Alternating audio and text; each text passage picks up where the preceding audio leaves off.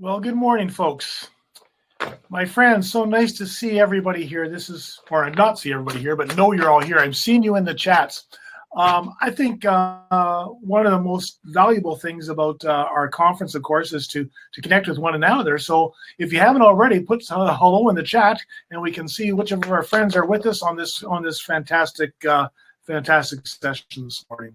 My name is Bill Christensen. I'm a past president of MMEA from a few years ago, and I'm just really thrilled that we have well over 500 people at our conference this year, and that is just a testament to, number one, the professionalism of our music educators and their dedication, and then, of course, the strength of our association and also our understanding of how important it is that we support one another and are in community.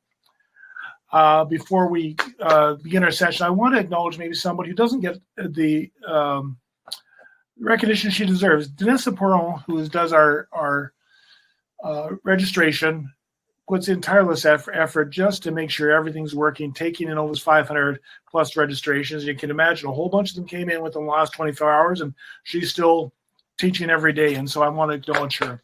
Of course, all our members of the various partner organizations, MOC, Manitoba Classroom Guitar Association, Manitoba Band Association, Manitoba Choral Association, everybody and all their representatives you can see in the program, and I encourage you to look at that. And of course, we would definitely not be here without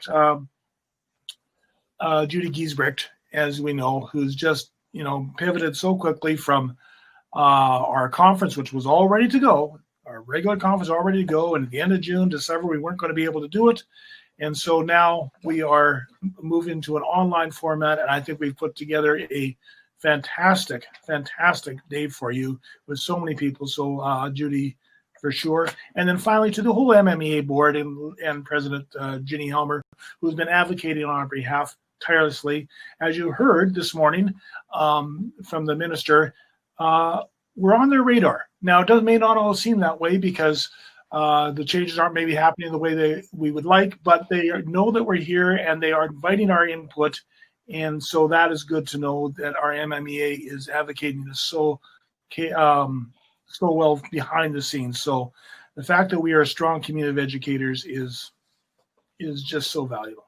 Okay, this session today, Decolonizing the Music Room. I'm so excited that we're having this one. I think it is such an important topic in so many respects, and I can't think of a better person to be presenting for us than our own, I'm going to say still our own, Cynthia Peyson, who's now relocated back to her hometown of Regina. Cynthia is a graduate of the University of Regina, Grant MacEwan, and the University of Toronto, where she received her master's in education. She's currently working on a doctorate. For 14 years, she taught vocal and jazz and choir at Daniel Mack in Winnipeg, and was the choir director at CMU. At Daniel Mack, her choirs were featured performance at Moose Jaw Festival, Choral Fest, Podium Conference, and of course Rocky Mountain Festival many times. Her choirs won the Earl Grey Trophy for outstanding performance, and her chamber choir won the Lieutenant's Governor Trophy for the most outstanding performance at the Winnipeg Music Festival. Cynthia has been the recipient of many awards for excellence in choral teaching. Cynthia is currently teaching choir, vocal jazz, and musical theater at Campbell Collegiate in Regina, Saskatchewan, and is completing her PhD in music education at U of T. She regularly performs as a vocalist and a flautist and adjudicates and conducts frequently in Canada and the U.S. So we are just so happy to welcome you back to Manitoba, Cynthia, and we're just so excited about the session you're going to be presenting for us today. So over to you, my friend. Hello, Manitoba. I have missed you guys so much. I just want to say that right off the bat. I am still feel like a part of the Manitoba music community. It's weird because if you had asked me 2 years ago where home was, I would always have said Saskatchewan. And then I left Manitoba, and now it feels like I have two homes, which is wonderful and terrible at the same time because your heart is always a little bit broken by not being with those people that you love. And I see from the chat so many of those people that I love in the Manitoba music community are here with us today. My presentation today is on decolonizing the music room, which is, I'm sure, a topic that is top of mind right behind COVID for all of us in the world that we find ourselves in right now. I first started to get a lot of invitations to speak on this topic related to the Black Lives Matter movement that happened or is happening in the States around the explosion of protests and action that happened around the murder of George Floyd in May of this year. But we don't have to look beyond our own borders to see these kinds of activities, these kinds of stressors happening in our own country. In Manitoba, the Tina Fontaine verdict, in Saskatchewan, the Colton Bushy verdict, what's going on right now in Nova Scotia with our Mi'kmaq fisheries. So there's a lot of, I think, interest in understanding how we play a part in colonization, and we do, and how we might begin to take apart and deconstruct that system and those structures in our classrooms. So without further ado, oh, did I press the button? Here we go. I've included my email address because if any of you don't have it, please feel free to contact me. I would love to help you find any resources that I talk about in this presentation and help you to find the things that you need to start this process in your own classrooms. So why would we decolonize your music room and your music teaching practice? What is colonization and what has it done to those people who are affected by it? We in Canada have a version of colonialism called settler colonialism, and that has a different effect than we have seen in some other countries. Settler colonialism means the settler is here to stay. So it's not just a matter of people coming in and enforcing a government on the Indigenous population of a country, and then, I mean, historically, mostly stealing resources and taking them back to the motherland. This is a different kind of colonialism where we installed humans to occupy the territory and to live on that land. And the intention was for those settlers to make a new home for themselves. And that, of course, by definition, displaces the people who were already making a home in that space. This manifested itself in many, many ways in many of the jurisdictions where we had settler colonialism. So there's Canada, United States, New Zealand, Australia, just to name a few, South Africa. It manifested in chattel slavery. It manifested in resource extraction. And it manifested in a lot of different forms of cultural genocide, like residential schools and other boarding or day school structures that existed in these countries that were meant to change the cultural practices of the people who were indigenous to the land that was being colonized. It's different than immigration in that immigrants who come to a new country are bound by the laws and norms that are existing in that country. Settlers came to establish their own set of values and laws and norms and displace the values and norms and governmental structures that were in place in those communities. Lise Vaugeois writes, in the dominant narrative of Western democracies, citizens are the beneficiaries of enlightened forefathers who founded great nations and brought civilization to the New World. We are taught, as members of democracies, to exercise our rights and responsibilities with a sense of justice based on the primacy of reason and rationality. This understanding of our relationship to democracy assigns us a duty to bring our enlightened, rational ways to other parts of the world that have been limited by what we construe as primitive thinking.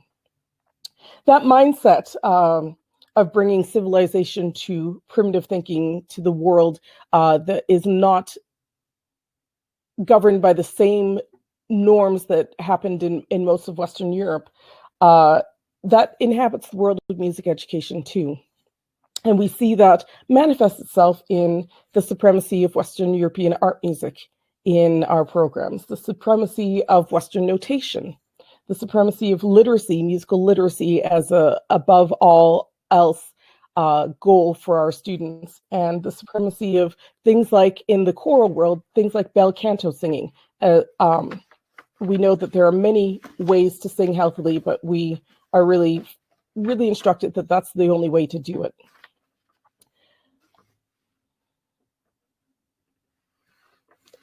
So what is decolonization versus anti-racism versus social justice?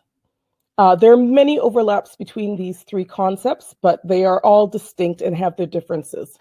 So if we talk about anti-racism, that is action against racism and discrimination and the systemic oppression and devaluation of marginalized racial groups. So that is, anti-racism is primarily dealing with race and not with other marginalized identities. Social justice is action against the discrimination and social inequities of marginalized populations. So this would include religious minorities, this would include LGBTQIA plus populations, this would include people with mental health issues, people who are neurodivergent, people who are disabled in some way. So this includes a larger group of people, and of course also includes then those racialized populations. Decolonization is specifically learning about the effects of colonization on people, land, systems, ideas, and education, and listening to the voices of those victimized by it in order to disrupt and attempt to repair it. So we live in a world that was founded on colonization, and it's built into the structures of our education system, our government system, our jailing, our everyday life. It's entwined in an integral way with how we function as a society. And those norms are taught to us through things like public schooling. Brandy Pace writes, if we are taking a serious look at the meaning of decolonization and sometimes overlapping but distinctive concepts of anti-racism and social justice, the world of music ed would be upended, and rightfully so. When our actions do not strip our systems and practices down to their core, we must be honest with ourselves and acknowledge that we are supplementing, being additive, maybe reframing, but certainly not fully undoing. And the thing about decolonization is that it is a practice that doesn't have an end point. We're not going to get to a certain date or a certain outcome and say, that's it, we've decolonized, we're done, woohoo! There's always going to be a continual practice of stripping away and then adding back things that don't include that colonial structure in it. She also writes, something I hear again and again is that decolonization is unsettling. And it's true. Decolonization leaves us with lots of questions that cannot be neatly answered. Just recently, I took part in a webinar through the University of Saskatchewan about the Huron Carol, which is a carol that I have always loved, but in recent years have come to wonder if it's appropriate for me to program with my students, although I've always loved that melody and I've always loved that text. We had two presenters. One was a PhD ethnomusicologist, an Indigenous person from Quebec, who talked to us deeply about the history of the Huron Carol and how it had come into being and how it came into the form that we know it today. And then we had another Indigenous scholar from Saskatchewan who talked about being in community. And the thing that I went into that, because of my, kind of teacher brain, I went into the webinar wanting an answer at the end of the session. Do I get to program the Huron Carol? No. Is it good or is it bad? Is it racist or is it appropriate? How can I move forward as an educator with this piece?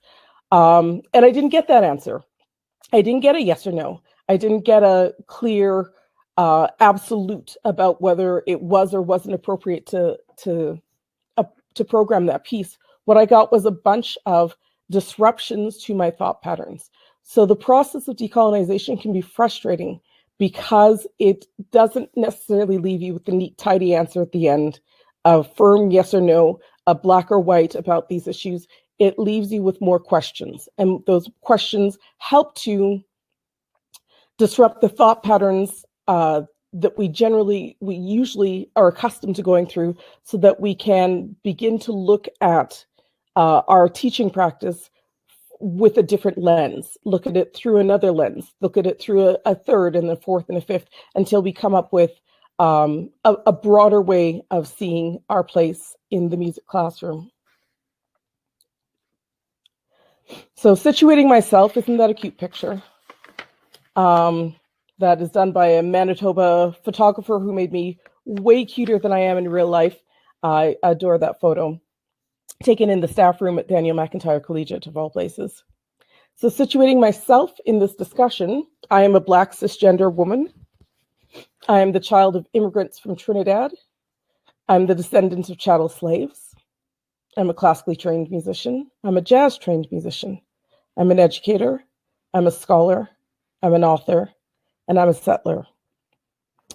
Some of those phrases, even to this day, when I was creating this slide a couple of days ago, feel very difficult for me to own. It is difficult for me to own scholar, despite the scholarly work that I do in completing this PhD process.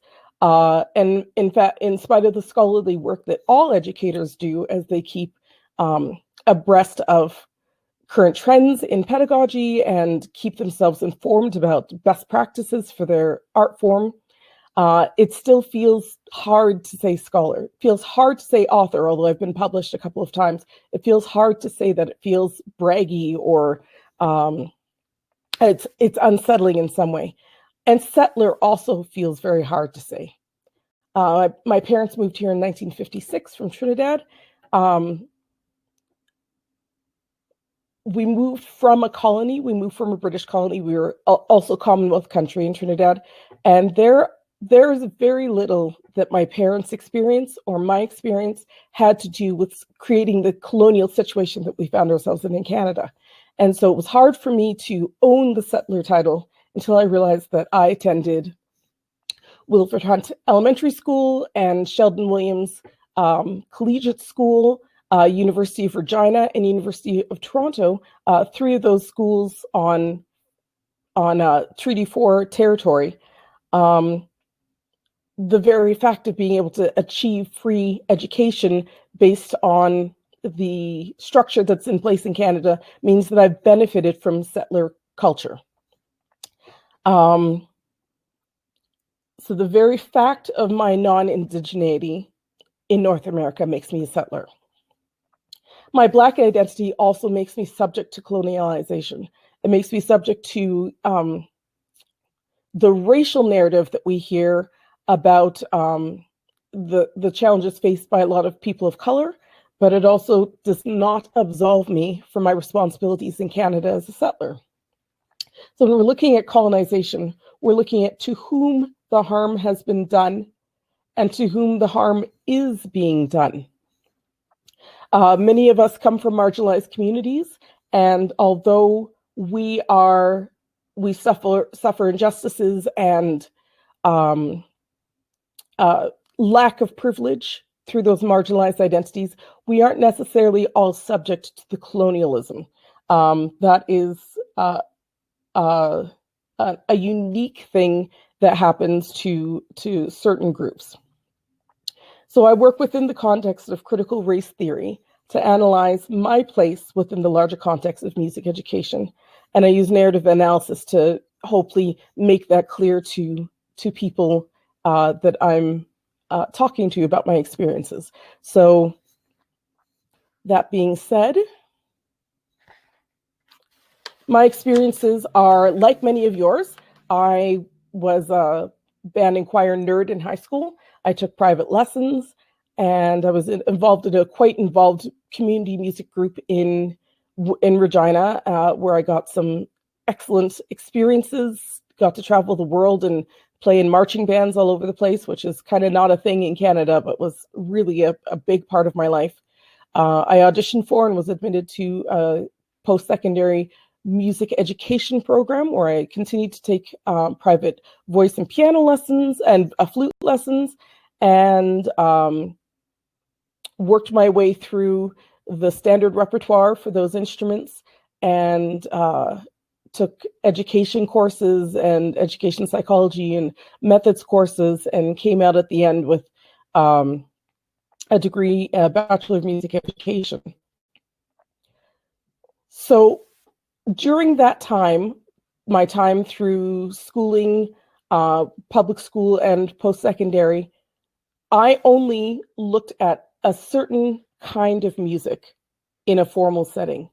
And so my question for you is, what kinds of cultural production was valued in your pre-service music education? So by pre-service music education, I mean post-secondary, but also your high school experience in ensembles and private lessons and all those experiences that we brought to our the teaching table when we graduated from our undergraduate degrees. So if we can throw some of those things up in the chat, what kinds of cultural production were valued in your pre-service music education? I know there's a bit of a delay, so I'll fill it a little bit here while we get some answers up there.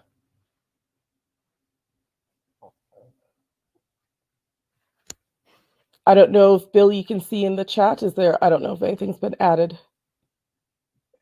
Starting to happen. Okay. As you identified, yes, it takes a moment for yes. the to come through. So bit of a lag. Okay.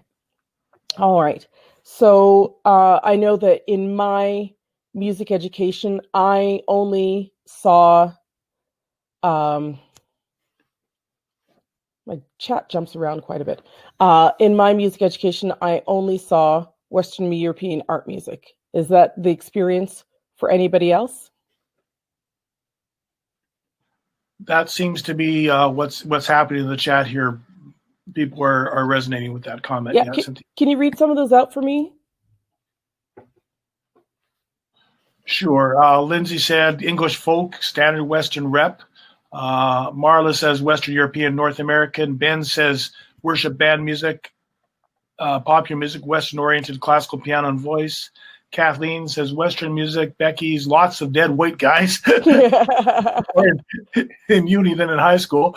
Maureen says mostly Western music. I did get to participate in African drum ensemble in university.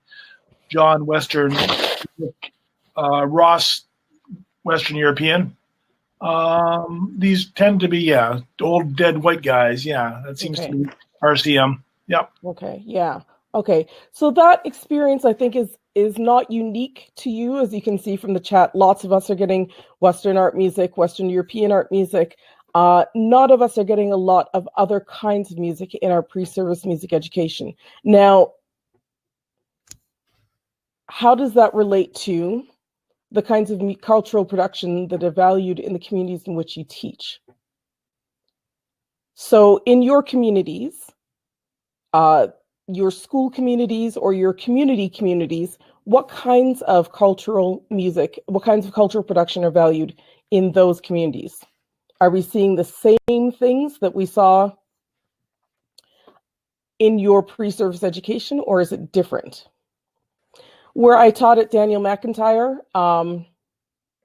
other kinds of music are still considered a novelty, Kara says. Where I taught at Daniel McIntyre, there was a lot of value placed on contemporary music. There was a lot of value placed on cultural music from the Philippines, where a large part of my population was from or culturally identified with. A lot of students practice, listen to popular music, rap, areas that are easy for beginners to create in. Anything multicultural was often Western adaptations of other types of music. Yeah, absolutely. In terms of students, current pop hits. Miles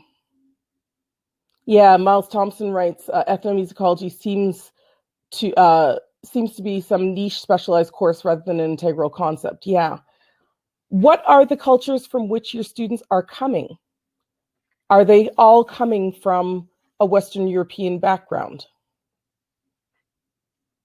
Ross Brownlee writes, similar but with differences. There's also faith music included at our school. We're open to all music, but we tend to go to our expertise European. Yeah.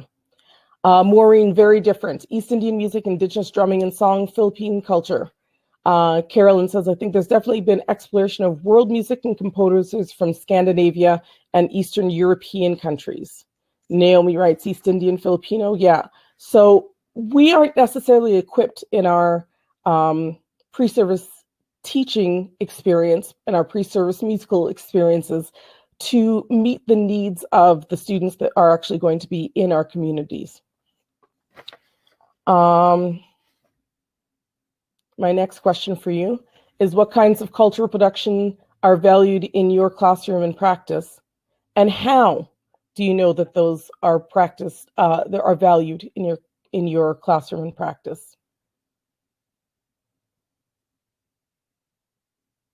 Yeah, so we're getting a few responses here to the last question about the cultural competencies of your communities. We've got Syria, Philippines, Rwanda. Probably the majority of my students have some kind of European background, but every class is a diverse ethnic group. Some from Russia, Ukraine, China. My school is not very culturally diverse. Joel has all First Nations. Kara writes, the East Indian population is growing where she is. So what kinds of cultural production are valued in your classroom and your practice? As an immersion school, Naomi writes, as an immersion school, I try to incorporate Canadian Francophone music. Okay.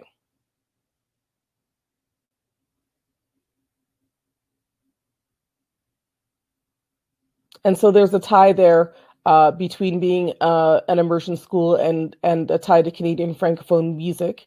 I try my darndest, Daniel writes, I try my darndest to explore genres and artists that are relevant, to the students. I ask for lots of input, especially when it comes to music production learning. Excellent. Any other responses? How would a student know what is valued in your classroom? Marla writes, we explore world music, indigenous music, even more so during remote learning. Also much French folk, as we are an immersion school. Naomi, e.g., we listen to Juno Francophone Album of the Year winners for our listening journals right now. Emily writes, I try to incorporate music from everywhere. I live in a very rural area and the students are not exposed to much outside of school. Ruth writes, our staff are very culturally diverse and they choose a country for their cultural week.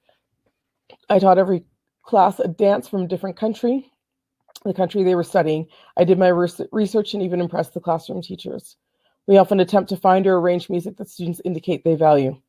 I'm trying for more. Last year, one of our winter concert songs featured a student playing her harmonium with everyone else singing in Hindi. We tried to learn authentic, culturally appropriate songs. And Lindsay writes, as a choir student in high school, there was a big population of students from Zimbabwe and Nigeria. Choir always featured music from these cultures, as well as westernized pieces.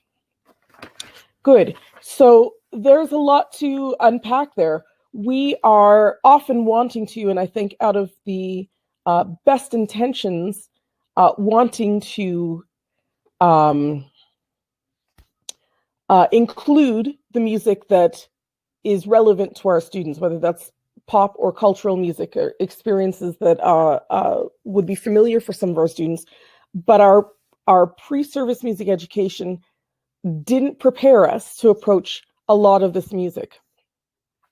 Bill, can you grab some more of those comments from the chat there? Sure. So Jody's saying not enough introducing music of other cultures, but often find it hard to do this without reproducing a colonial way of thinking about culture and other people's. So yeah, the interesting comment there, I think that people want to be respectful of others' music. Yes. As they're trying to introduce it. Yeah. Absolutely. And I think part of the problem is that it's not only the actual repertoire that we learned in our pre-service education, which for most of us focused on Western European art music, but also the ways in which we learned. We learned notes on a page, but there's many types of music that is not best communicated notes on a page, but we're really taught to want to reproduce something that we can see printed on the page. And oftentimes when we approach cultural music or music of the non-dominant culture in Canada, we see a lot of kind of westernized or, put on the page ways of approaching the music that isn't necessarily an authentic representation of how that music is used in that culture. Alyssa writes, this is the first year where I've presented Western art music less than other genres. We're experiencing music from different areas of the world and pop electronic genres of music. It has been great, though I would say I often have this odd feeling that I'm not teaching what I'm supposed to when I branch away from Western art music, despite my better knowledge. Wonder if anyone else feels the same. Yeah, do we feel that you can meet the outcomes in the Manitoba curriculum if you're not only programming music by dead white people?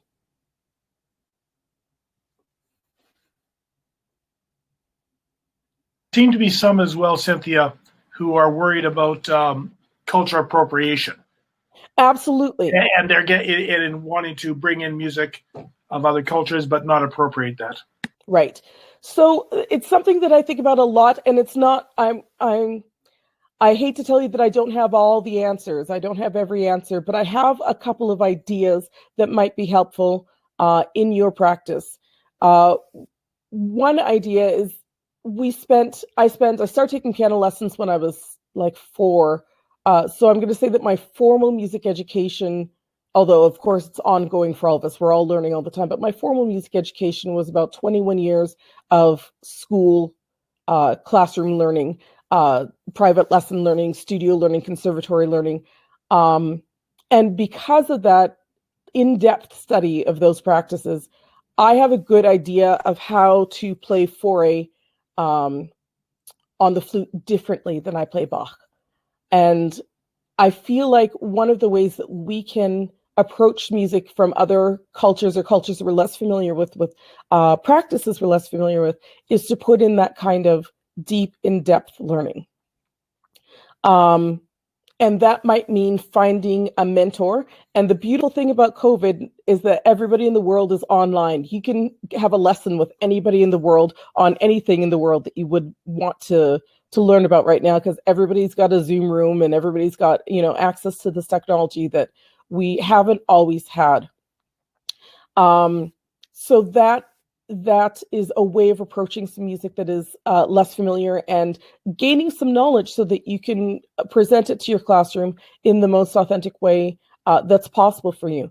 Also, then being open to, after you've attempted something that's new or unfamiliar, being open to and not defensive if you're challenged on how that works. We don't get anything perfect the first time, and as musicians, we know that deeply. I don't think any of us, read our first sonata top to bottom, note perfect, stylistically appropriately, the very first go. We have to practice these things. And so that is one of the ways that I have attempted to appreciate and include music that's outside of my experience in an authentic way. When I taught a piece called Janger, which is a Balinese piece, a Balinese gamelan piece, I worked at imitating the sound of a Balinese gamelan. I worked with both a gamelan specialist at University of Michigan and University of Toronto, and also with a culture bearer from that part of the world, who many of you will know, Tracy Wong. I worked with her, and I worked with her with the kids. And I worked with her with the kids while she was coaching me while the kids could see it. So these are the kinds of things that we can do to begin to approach them. Now, did I perform Janger perfectly? Would we be mistaken for a Balinese choir if we performed it in Bali? Probably not. Probably there's lots of things that I got wrong. But the next time I'll have done an even deeper dive, and I'll be better after that, and I'll be better the time after that, and I'll be better the time after that. So that's one thing. The other thing that I think, and this is again a unique situation that we're in this year that may have some silver linings that we're not thinking about. I understand that just recently, I've been seeing this in my Facebook feed, there was a halt put to in-class singing and playing, which is, I can't even imagine how heartbreaking that is for everybody. But this might be a time when, since we're not preparing for a festival, since there's no Christmas concert or Remembrance Day service or anything that we need to get ready for, this might be a time where we invite in a series of culture bearers to spend some time with our groups. It might be a thing that we do where we link up, because I know it can also be expensive to offer remuneration for these people who are coming into our classroom. But you know, maybe an entire division gets together and we have a conversation with a culture bearer from a culture you're interested in studying the music of, and then everybody in that division can pool resources and get together when singing's allowed again and sing that together or play it together. So bringing in culture bearers and establishing a meaningful relationship with those culture bearers to have a deep dive into a cultural practice that you're not familiar with benefits you and the kids. So I'm just looking at some more of our comments here. Karen writes, I feel challenged. I'm aware of how I am situated in the history and learning that I rely upon. I'm very careful, but as a result, also not as free to explore as I would like. Yeah, and this, I mean, it can be very, very scary to not want to, and I think about it this way. I worked with a social justice choir in Toronto. I facilitated a social justice choir with my friend Scott, who is, and this is social justice, not decolonization, but I think that there's a overlap in the skills building. Some of you will know Scott Jones, who was my co-facilitator for that group. And I had the deep pleasure of working with him intimately for a year. And although I would always have considered myself an ally to the LGBTQIA community and an ally to disabled people, I learned a ton by doing a ton of things wrong and being gently challenged by Scott on little things like, okay, everybody stand up and stretch. Well, that's not available to everybody. Little things like that, and being open to the challenge and changing my practice. So even to this day, everything that I do related to physical readiness for singing is modifiable. Everything that I do, every person who's in my classroom should be able to do. People who are neurodivergent, people who are disabled, people who are, I mean, and even just a kid who's on crutches right now. There's lots of things. Everything that we do for physical preparation can be done by anybody in that classroom. That's a lesson that I learned through doing it wrong and being open to making the change. So, and also from inviting those perspectives into my life. Sonia says, I feel the Manitoba curriculum can still work with non-traditional, non-Western music. Yeah, the curriculum document in Manitoba is a little bit miraculous in the fact that it is easy to meet that. We see this already. I can't remember what they said, the 200 different kinds of ensembles that happen in Manitoba schools. The curriculum can encompass lots of different kinds of music, and we can meet those curricular outcomes using lots of different kinds of music. Yeah, so we've been trained to work from notation. Sometimes it can feel salacious to veer away from what we know. It's true. And sometimes it feels like cheating. I don't know if anybody uses rehearsal tracks with their choirs. I don't know if that's such a thing in band, but with choir, I know that is a popular practice. But when I first started doing it, it felt like I was cheating. It felt like I was... like I wasn't doing the right kind of teaching to get that information into kids' heads. But it occurred to me as I was, working on decolonizing my own self, because of course I'm also a subject of colonization, growing up in Canada, and being a person of color from a colonial background. As I was working through that process, it occurred to me that working off the page is only a construct in some cultures, but not in all. Many, many cultures, you would only learn through hearing and reproducing, and that is the appropriate way to learn that repertoire. I know that I worked with a gospel choir here in Regina, and there was a band provided for me I'd never worked with before, and I remember asking the director, like, how can I facilitate this learning for you guys? I said, I've got a lead sheet, or I've got fully notated music or whatever. And he's like, oh, why don't you just sing it? So I sang through the chorus and maybe twice, and then the band played, and I could not believe what I was hearing, that without any kind of piece of paper or even the starting pitch, that they were able to access this music, because that's how gospel music is appropriately performed. That's how it's learned. So I was, all armed. I thought I was so ahead of it because I had a lead sheet and not just notated music. Oh my goodness. So behind the curve. And they were doing things, of course, that I could never do. You couldn't, whatever skills I've gained as a musician through the years and a teacher through the years aside, I couldn't listen to a choir sing a tune 2 times and then play an accompaniment for it out of the blue. It felt like magic to me, but it's just a very different kind of learning. And I don't think any less worthy or less valuable than the kind I can do, where I can reproduce what someone's written down on a page. Carolyn writes, this is a fascinating conversation. In university, I was taught to only teach what you know, which was mainly Western European classical and folk musics.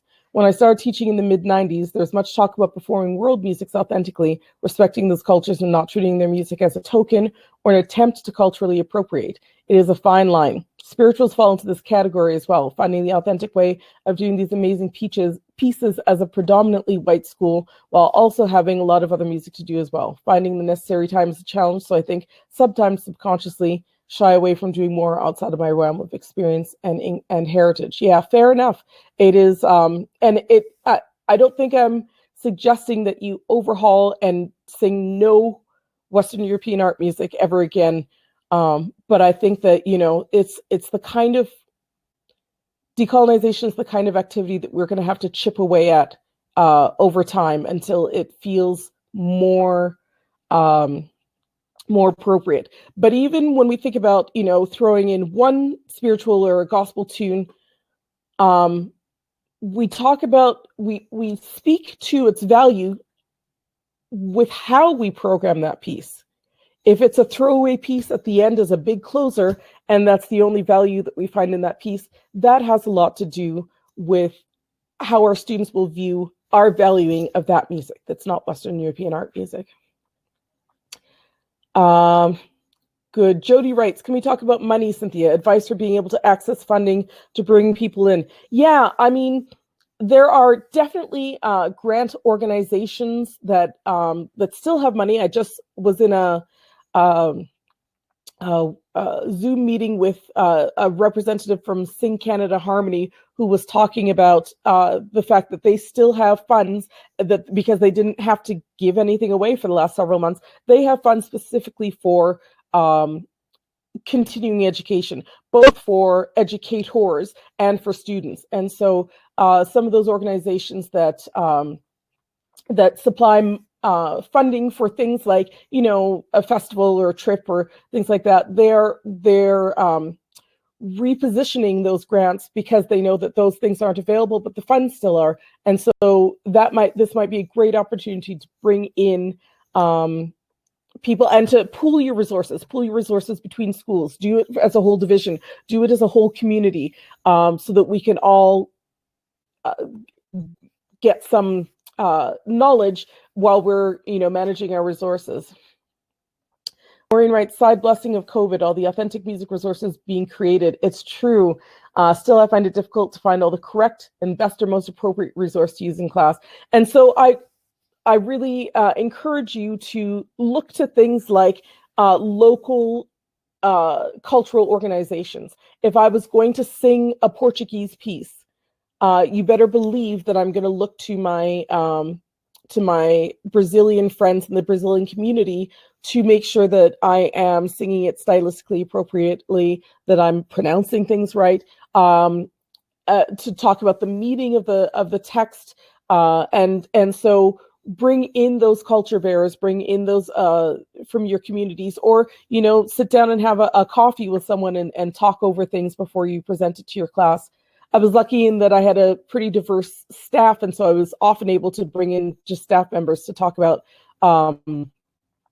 certainly language things, and also, I programmed a lot of Jewish music in my, mostly because the art teacher across the hallway from me was Jewish, and she would come in and talk about, where in the service this piece was used and what that meant for her as a Jewish person growing up and going to synagogue. Good. Kara writes, I want to be as authentic as possible. I'm not a throat singer, for example, and I'm cautious to give students actual information about this technique.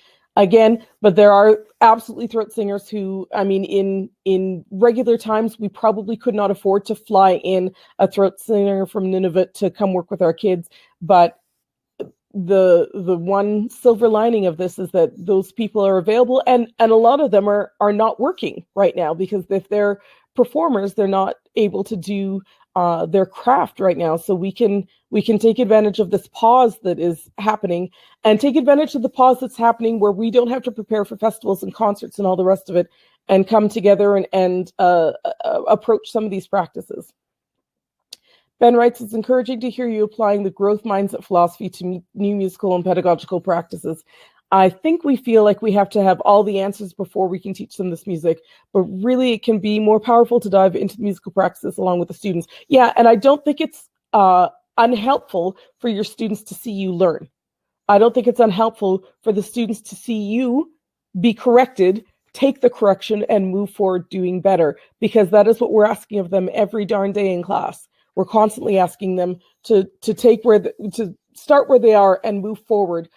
We don't often get a chance to model that for them because we're always the expert in the room. This is a chance for them to see us as not the expert in the room, but another learner alongside of them. And that can be very, very helpful. So how might decolonization look in your classroom?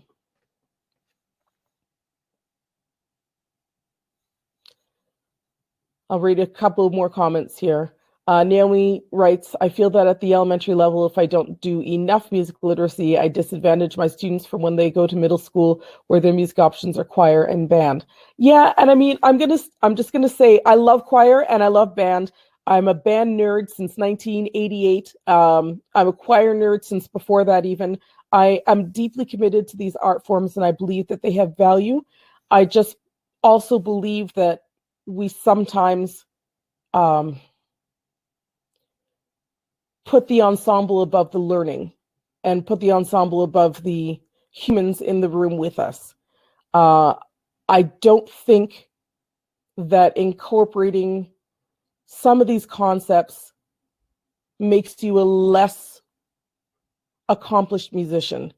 I just think since we value literacy, again, that's passed down from our European tradition, if we value literacy more than the other skills that can be gained through other cultures' expressions of music. Also, we can use something we've learned by rote to teach Western literacy by then transcribing that, even if it's just writing down the rhythm, or, writing down the direction that the melody goes. We can use these skills to teach some of that Western, use these musics to teach some of those Western concepts. But I think we get kind of tied into that box of we either do this or we learn how to read music. I think we can do both. And I think that we can combine these things in ways that are beneficial to our students and beneficial to us. Patrick is writing, as I teach multiple guitar classes, I sometimes feel constrained by the instrument itself, as it is not part of many cultures. Although I'm going to question that. I have I had the wonderful opportunity to work at U of T at a time when, for whatever reason, we had a ton of Persian faculty and students. So, of course, the guitar is originally from an instrument from that part of the world that has many. One of my profs played a tar, which has one string or two strings, and then they changed the the prefix with tar to talk about the number of strings on that instrument. There's lots of places in the world where stringed instruments are used, and so there is, of course, music happening in those places. And in those places, we can access that. I mean, through the internet, we can access music from anywhere in the world, and even use that as a transcription exercise. Just listen to this a few times and see if you can pick out the first 2 bars or first phrase or first couple of phrases. It's worthwhile. Yes, Janice writes, students' parents are a great resource too. Yeah, it's crazy to me how many of my students' parents over the years have been very heavily involved in cultural music and never thought to suggest something to me, and I never thought to ask them either. And it is, I missed out on learning for sure. Mr. Christensen, I'm not sure how much time we have left. I think we're just down to a couple of minutes, maybe, Cynthia. Okay. So maybe wrap it up. Good. So I'll skip ahead a little bit here. We have this time, this pause, and it's a unique time that probably is not going to happen for us again. Fingers crossed, 2021, we're going to be back to, at this time of the year, freaking out about Choral Fest and Christmas concerts and everything else. But we have this time right now, and we have this time where we can, despite the real sadness and the real stress that it's putting on us to not be able to make music with our students, we can take this time to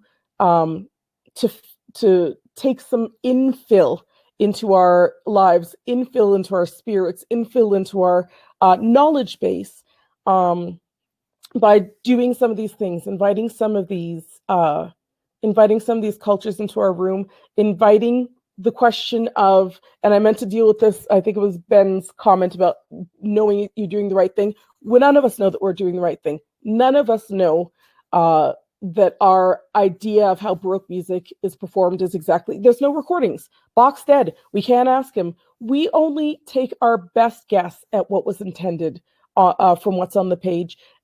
But we're prepared to, in the classical music realm, try, fail, and then try again with new knowledge or better knowledge. We have to be able to be willing to do that with musics of other cultures as well. We have to be willing to do that with our pedagogical practice. We have to be willing to question whether we are the final expert and whether there's more to know, and decide that there is, and fail and try again with more knowledge. And I think that is the only way that we can begin to take apart some of these structures that exist in our world for education. And the benefit of that is even just having many more ways of thinking about and approaching our musical questions, many more ways of approaching the humans that are in our room, and many more ways of using the beautiful gift we've been given of the art of music to express all of the things that we are as humans, all of the things that you are, and all the things that your students are. So I think maybe I'll leave it at that for today. Unless there's any questions or comments, anything that anyone would like to add? Well, as I'm reading the comments here, Cynthia, it looks like you've really connected with people, and they're feeling, and they're feeling like they can get out there and do this. And of course, I guess I encourage everybody, as you're challenging yourselves, to be gentle with yourself. Yes. As you do this, be gentle with yourself as we explore some things and push ourselves out of our comfort zone, especially in this. So I'm seeing so many thank yous in this, and people asking for this session again next year. So I think you've just hit it, and I'm not at all surprised. You know what? In July, when my first call was to you, Cynthia, like, yeah. Okay, can you be here with us and share your experience? And I'm so glad you were able to fit it into your school day. Thank you so much. You are a treasure, an absolute treasure to music education throughout Manitoba and across the country. And we're just so grateful that you're able to share with us today. Thank you for having me. It was an honor to be back with my Manitoba family, and I love seeing so many names in this chat that are people that I love and admire and adore. And again, my email is c.paysonwall@gmail.com if you want to talk about this another time, or if you want to Zoom, or if you just want to share ideas, a bunch of us can get together. I'm totally all about that. So be in touch, because I love you guys and miss you guys. Okay, take care. Bye-bye. Thanks. Bye-bye.